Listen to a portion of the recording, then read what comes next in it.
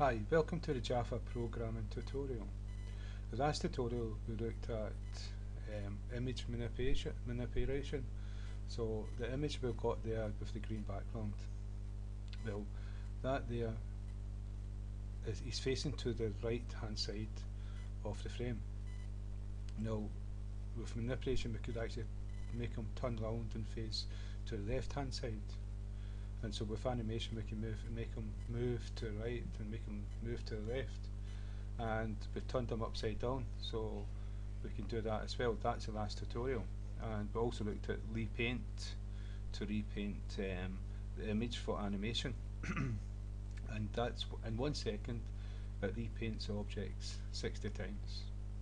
And it calls a method called update, and we can manipulate this method for image double buffering, it's called. I get mixed up with the names. So what we're going to do today is animation. Now, so if you can see, let's see if I go down. Right. What we've got here is we've got an x1, x2, y1, y2, and that's for this constructor here. And I'm going to take the other stuff away that we're not using so we can see it better. And if I take this away as well, let's see. And so if I save and run the program, okay, we've just got the green background here. Let's see, but I want the background though. I'll take this back again. Just bear with me, please. And right, I want this background. But I don't want these here. Right, so I've drawn the background. So right, now we've got the background, and what this is going to do, this is going to stop us when we actually move this. It's going to move across the screen, right? And underneath here, the old image is still going to be there, and this is where we'd use double buffering so that it would be like white background after it's moved. So that's the reason why I want that part there. So to get animation, what we're going to do is we're going to use these variables here, but not in the graphics.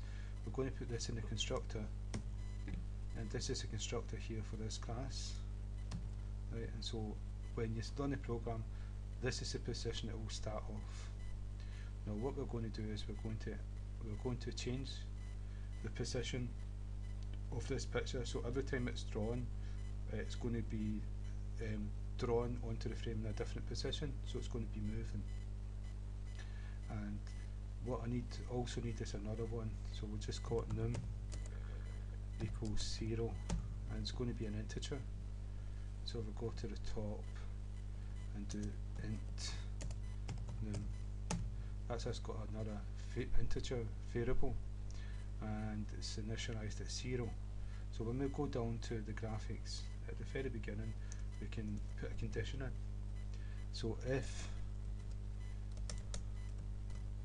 num, and we're going to use the moderator, and the moderator is like deficient.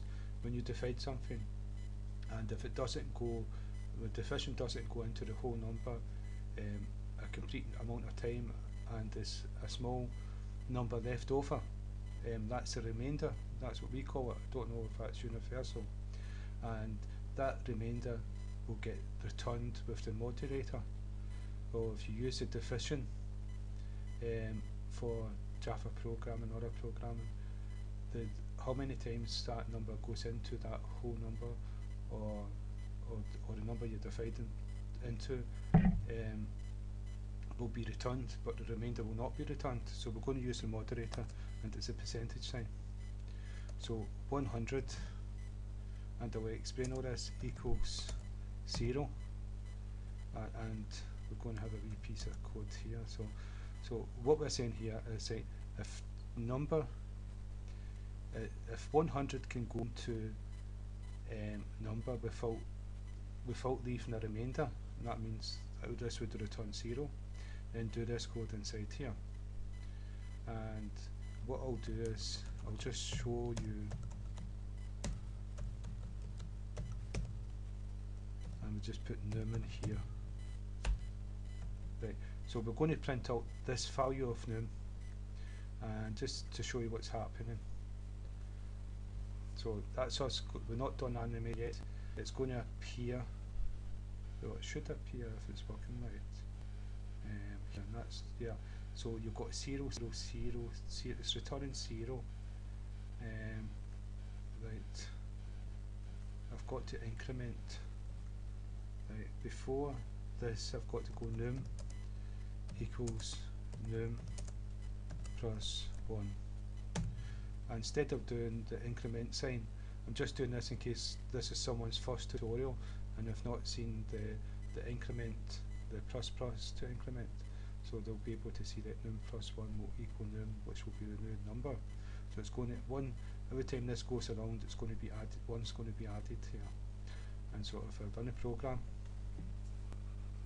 and we'll just wait, and it'll begin to, this will begin to appear. And you can see it's going up every single 100. So it starts at 100, 200, 300. And the reason why I'm doing that is because it's going to update, it's going to redraw the image every 60 times a second. So that would be so fast, it would just run off the screen. So it's going to do this every 100 times that Repaint draws. It's going to do the code inside here once. And so what we're going to do here, I'm going to take that away. That was just to show you what was happening, what this code was doing. So we're going to do x1 equals x1 plus 1. So we're going to add 1 to x1, and we're going to add 1 to x2 equals x2 plus 1. So the position of x1 is going to change, and x2, so the image is going to move across the screen. And so that's x1 there, and that's x2. And so if I run the program, you can see it's moving across the screen. That's animation. If I take that background away, you'll see that the old image is still there. So if I stop this, and if I take this away here, this is the background.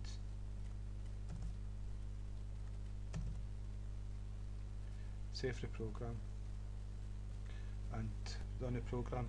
What you can see here, the green background is still there. It stopped for some reason, but it should have continued. But the green background is still there, and because we had a background on top of it, every time it repainted the background first and then the new image. And so if I take this back again, you'll see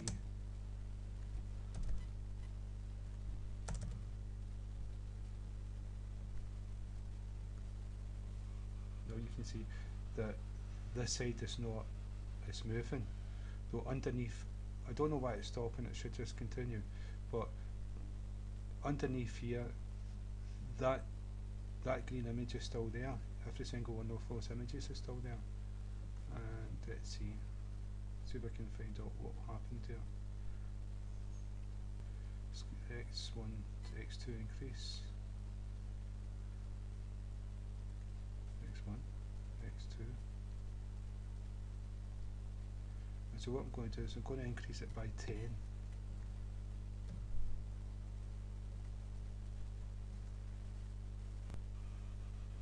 You see it's moving faster because it's moving 10 at a time. And I'm going to increase it by 50.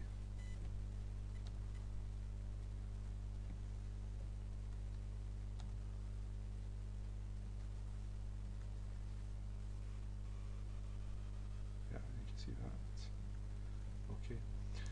But you don't actually need this code here, but this is just to slow it down because it will just run straight off the screen. You can imagine 60 times in 1 second, no, 2 seconds, and 120, and the size of the frame is only 450, so it'll be off before you know it, just a couple of seconds.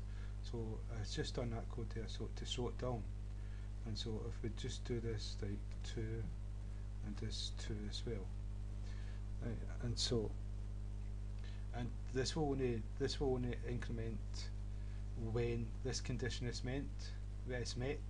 So I don't know what happened when it stopped. It was something to do with this condition that we set, but we're going to continue. So what I want to show you is that we've got 450,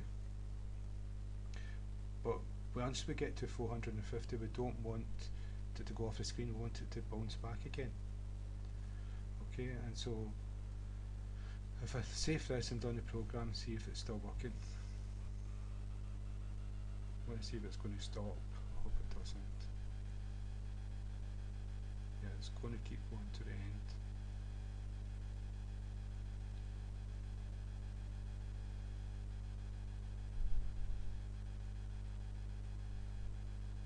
And it's just going to go off the screen.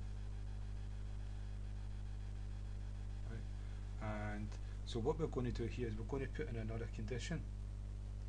And so this is going to go to, before it gets to the image, we're going to do another if statement. If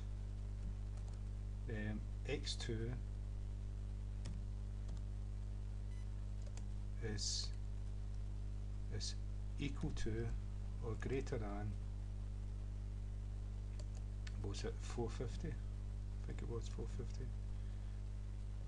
Then a wee block of code. What we're going to do is we're going to say x2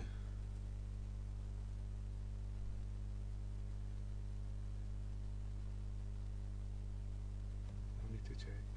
Oh, so that's 100 and that's 200. So x2 equals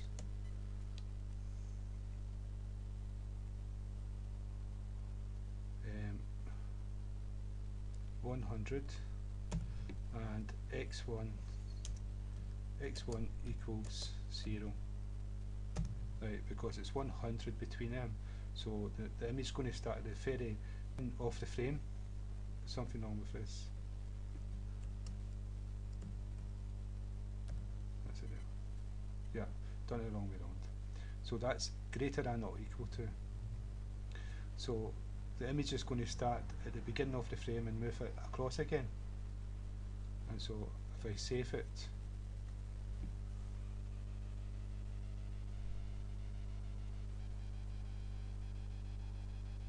it should actually go to the end and then start at the very beginning.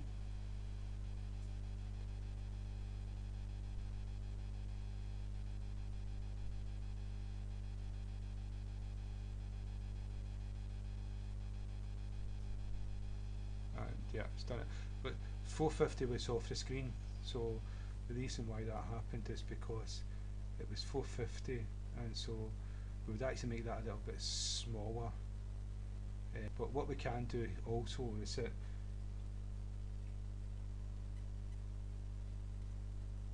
we can put a condition where instead of adding, we can actually do minus, and so we'll take away. So once it gets to 450, we can go 449 away down to 400, 300, 100 to 0.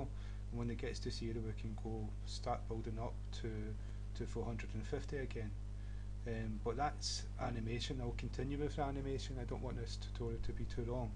So that was for it moving across the screen. What I'll do is I'll take away the green background. If I can make this small, yeah. Here, see the green background, I can take that argument away. Save the program. Now it's a wee character with no background that's moving across the screen. And remember, these parts here is and up there is that we didn't cut the image out of that sprite sheet. This sprite was, we took a wee bit of that sprite and a wee bit of that sprite out of it by mistake, but we'd easy enough sort that, and so then it'll move to the very beginning again.